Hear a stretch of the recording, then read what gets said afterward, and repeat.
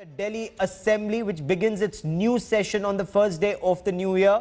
One of the Assembly's earliest priorities will be to hold a vote of confidence that the Aam Aadmi Party hopes it will be able to win and prove its majority. It is a minority government. Day one of the Delhi Assembly. This has a 7-day sitting. Arvind Kejriwal has to prove that he has the numbers to govern. It's on the 2nd of January, that's tomorrow, that Arvind Kejriwal will seek vote of confidence.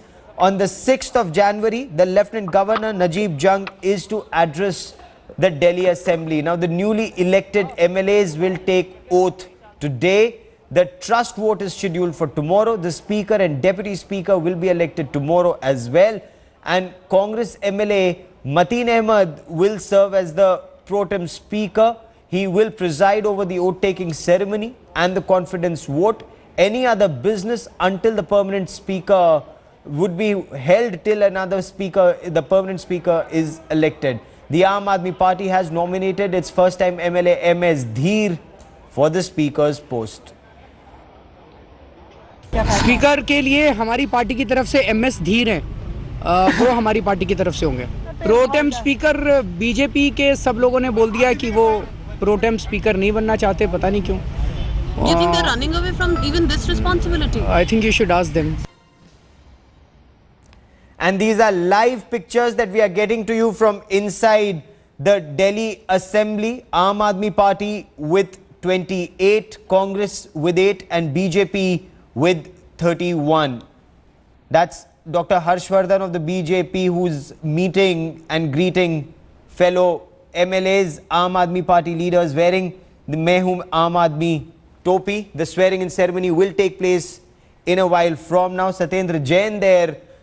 The ministers also in the Delhi Assembly. And joining me on the broadcast is Amrita Dhawan, representing the Congress Party. Sambit Patra represents the BJP. And representing the Aam Aadmi Party is Raghav Chaddha on the broadcast. Coming to you first, Amrita, does this session begin on a positive note? The Congress Party will extend support and help the Aam Aadmi Party win the vote of confidence? Well, we were happy to extend the support to Aam Aadmi Party, but I'm really disappointed because this is just a betrayal with the people of Delhi. This announcement is nothing but a mere extension of subsidy which we were already giving to the people. Okay, I'm coming to the issue of the power and the water tariff in a while, and that is perhaps the big contentious issue where Raghav has a lot of explaining to do, Raghav, because it's not just the Congress, it's not just the BJP. All experts are saying all that Arvind Kejriwal has done is clever jugglery. This is providing subsidy. Where is reduction in power tariff that he promised? Well, you know, I don't think see, what Mr. Kejriwal has said in his press conference yesterday is that we are providing some immediate relief to almost 28 lakh consumers, 28 lakh households of Delhi. So it is an immediate relief. We have been from the very beginning, we have been saying there is fudging of accounts, there is lack of transparency in the accounts of the Bijli companies, and there are a lot of other things. Electricity tariff is not the only thing. Our manifesto says we would reduce the electricity expenditure by 50%.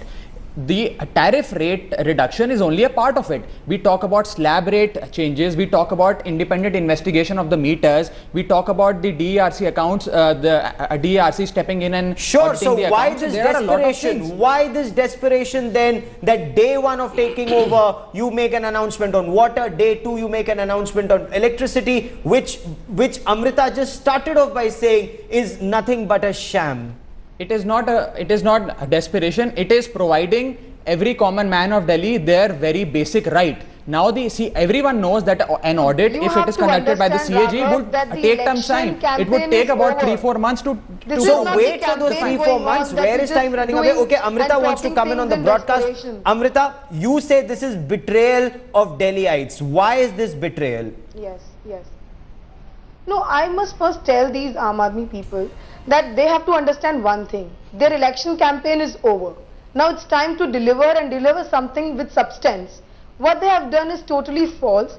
It is a complete betrayal. I mean, just tell me, just merely extending some percentage of 19% and 36% and just giving subsidy, extending subsidy, I would say. Congress government was already doing this. What new you have done? You are just fooling people. What is to be done with the people who are going to use 400 units and more? Lifeline? There is so ambiguity. There is so ambiguity. Why immediate relief? Why immediate relief? It has to be a complete promise should have been fulfilled in the campaigns. We said the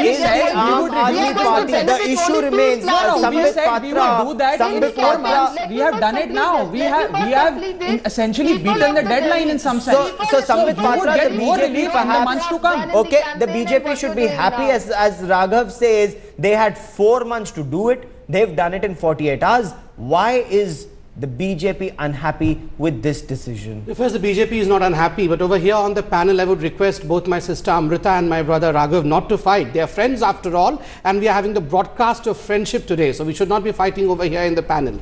The only person who can question, who can be the opposition over here is me. So let me have the role of opposition over here. First and foremost, BJP is not unhappy. But the kind of impatience that is exuding everywhere is not good for the democracy of this country. Why not? If he is delivering in 48 hours what he's meant to deliver in 6 months, you should be very happy. I did not mean that impatience. I mean the impatience of asking whether BJP is happy or not. We are not impatient. We want to watch. We want to wait, watch and then comment. What is the BJP's displeasure, or are you happy with the decision? Are you happy with the decision that they have succeeded in reducing power tariff by 50% as Arvind Kejriwal claimed yesterday?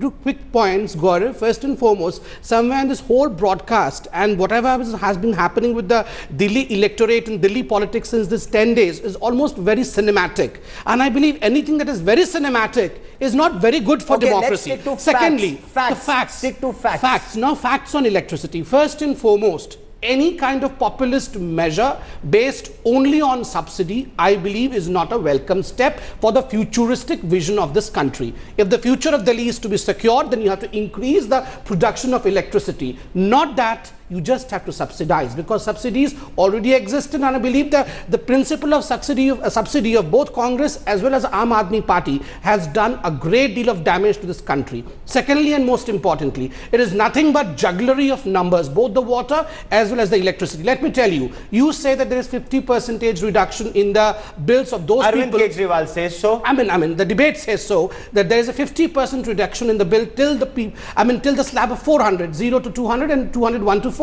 Okay. The fact is, there is only 16% of reduction in the first slab, that is 0 to 200, because already there was an existing subsidy of 570 crore rupees, which the previous government gave. And second part, only 36%. This is nothing but very clever wordplay. As both Amrita and Samvit have pointed out, 570 crore subsidy was anyway there. You've only increased it by another 230 crores. Sir, I'll explain you. Mr. Kejriwal has very clearly said it is 50% of the cost. There was an existing subsidy. We agree to the fact there was an existing subsidy. We have increased that. Now, coming to the finances, there would be an additional downflow in the revenue of about 200 crores, out of which 160 crores is essentially bad debt, because the BSES, Yamuna and Rajdhani are as it is not paying that money. This is not the fact.